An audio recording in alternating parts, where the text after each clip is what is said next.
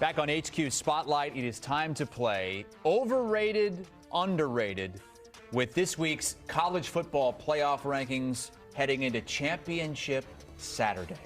Danny Kanell and Damien Harris going to both be in Indy for the Big Ten Championship game on CBS.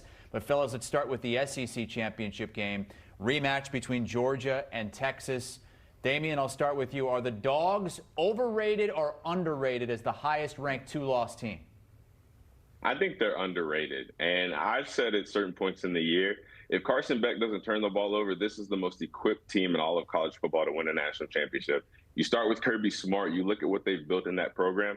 They have all the keys, and the reemergence of Carson Beck in this offense in the past couple of weeks, teams should be nervous. Texas should be nervous as well. I mean, we saw what they did in Austin to the #2 team in the country. So they have the keys, they have the resources, and I think that the two losses on their schedule are making people start to underrate how good this Georgia team actually is. Damien, we did a little social element for our pregame show, and I was asked Georgia, are they overrated, underrated? I said, oh, they're so overrated. I have done a complete 180, and I'm on board with you. And a lot of it does have to do with Carson Beck. He was really struggling that middle season stretch, and they did win the game against Texas when he threw three picks, but the 3 picks against Florida and the 3-interception game against Bama, it's like, what is wrong with Carson Beck? Well, since that game against Texas when he had those 3, all of a sudden, he's completed 11 touchdowns and 0 interceptions. Like, he's figured out his problem. So if they get that type of play out of him, I think they might be the most underrated team in the entire playoff. We know what their pedigree is. We know what Kirby Smart is capable of. We know the type of talent they have on their roster. I know it's a lot of pressure on Carson Beck, but if his problems are fixed, then I think they're clearly underrated. And if they win that game, they will get the bye. They lose that game, they'll be right on the edge of hosting a game in the college football playoff. Let's move to the most interesting story from Tuesday night when the rankings came out, and that's Alabama. Damien's Alabama squad being placed at number 11, which effectively means as long as Clemson doesn't win, they're going to be in the playoff. They're the only 3-loss team that's in this current field right now, Damien. Are they overrated or underrated? I'm going to actually flip the script. I want Danny to go first. Really? Okay. I'm ceding to you because you're a Bama guy. I will take it. I will gladly take the floor, Danny. Not only is this team overrated, this might be the most overrated team we've seen in the history of the college football playoffs.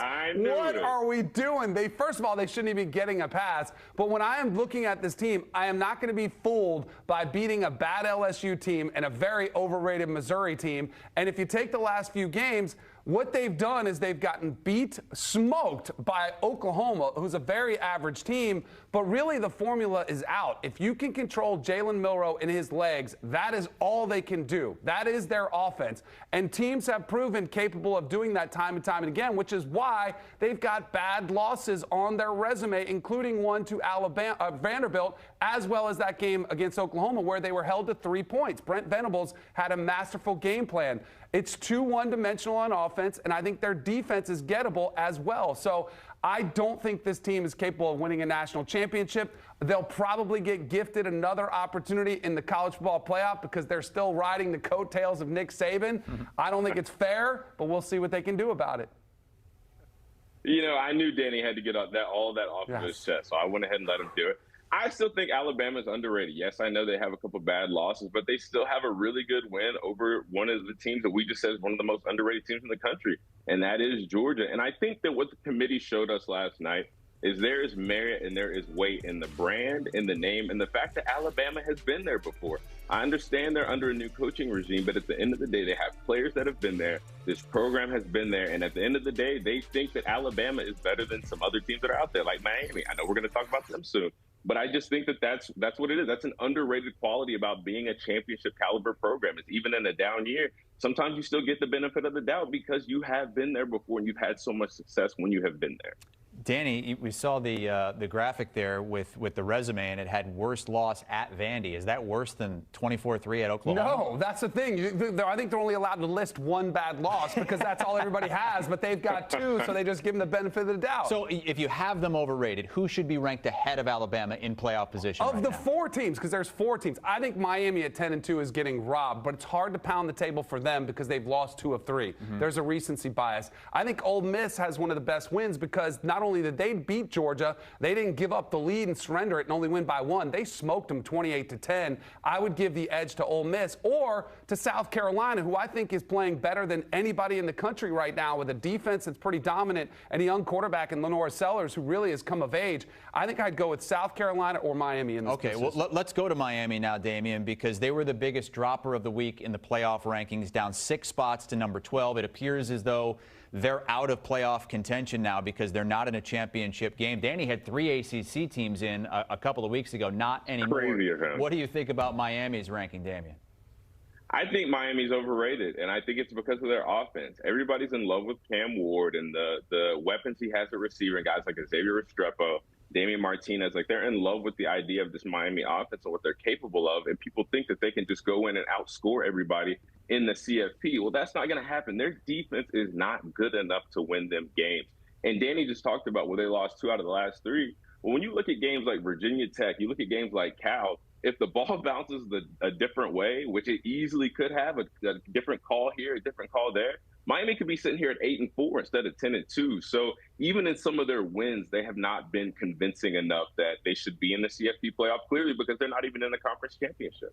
So what is better, winning a couple games close or losing to a bad Vanderbilt team or getting smoked by Oklahoma? Here's the thing, though. I agree with you on Miami. I actually think they're overrated, too. That's why I'm not too upset about the Miami Hurricanes getting left out, because it is how are you playing right now. I do think their losses are good losses. Georgia Tech, we just saw them take Georgia to 8 overtimes. And Syracuse is 9-3, but the ACC just doesn't get the brand clout that the SEC does. And nobody looks at that and says, oh, that's a rough loss. They say that is a bad loss, even though it wasn't on the road for the Miami Hurricanes. But ultimately, I do think that defense has been their downfall. And that is something that I think the committee has looked at and taken into consideration, and one of the reasons why they left him out. But I will say, Damien, it is interesting because Miami is ranked 24th in total defense, while Alabama is ranked 33rd in total defense. So as bad as that defense is, Alabama's has been worse. Conferences. They're playing in different conferences. I know it. You know it. The playoff committee knows it. This is a different conference. So yes, Alabama has 1 extra loss, but they're combining that with the factor of they're playing a much tougher schedule. Listen, Vandy has been a success story all year, so let's not pretend this is the same Vandy of old. You put them in the ACC, I bet they'd be favored in a lot of games that they would play. So I don't have a problem with it. Vanderbilt's been a great story. You know what else has been a great story? Duke, who's 9-3 and should be ranked in the top 25, but they're not. They're just on the outside in. They have 3 good losses. But do you see his reaction? That's an SEC reaction right there. Because like, oh, it's Duke. They're awful. They can't be that good. That's Vanderbilt, and they only have 7 wins. Like, that's been a good story. I agree with you, but they're not even as good as Duke. But it's like, oh, Vanderbilt, they must be incredible because they beat Alabama. So, Danny, are you telling me that if Duke and Vandy played in the bowl, that Duke would be favored in that matchup? I hope we see that matchup so bad, because I think it'd be a great matchup, all these brainiacs and these nerds going at each other. I actually do think Duke would potentially win that game. I think it would actually maybe be a pick 'em. Both these teams would be really good. Yeah, it'd be a good matchup. I think Damien's close to breaking out Josh Pate's JP poll and power rankings over there. Right, exactly. Look, 10-2. 10-2 teams looked at differently if you're ACC, Big 12, as opposed to Big 10 SEC. If you're in the Big 10 and SEC, you get to 10-2, you're going to be in. And Ohio State's going to be in. They're 10-2. They just lost as a 3-touchdown favorite to Michigan. Not only are they going to be in, they are in position at number 6 to host a playoff game, Damien. At number 6, are the Buckeyes overrated or underrated? I think they're overrated. I think that first of all, we started with a very high expectation of this Ohio State team because Ryan Day has been there for a while. He's supposed to be the guy and this roster that they put together. So coming into the season, obviously they had national championship type of hype. Then they go and lose to the number 1 team in the country by 1 point. So we're thinking, okay, this is a good team. And then they beat a bunch of teams who aren't very good in a Big Ten conference that is very top heavy. If you're not one of the top 2, 3, 4 teams, you're really not very good.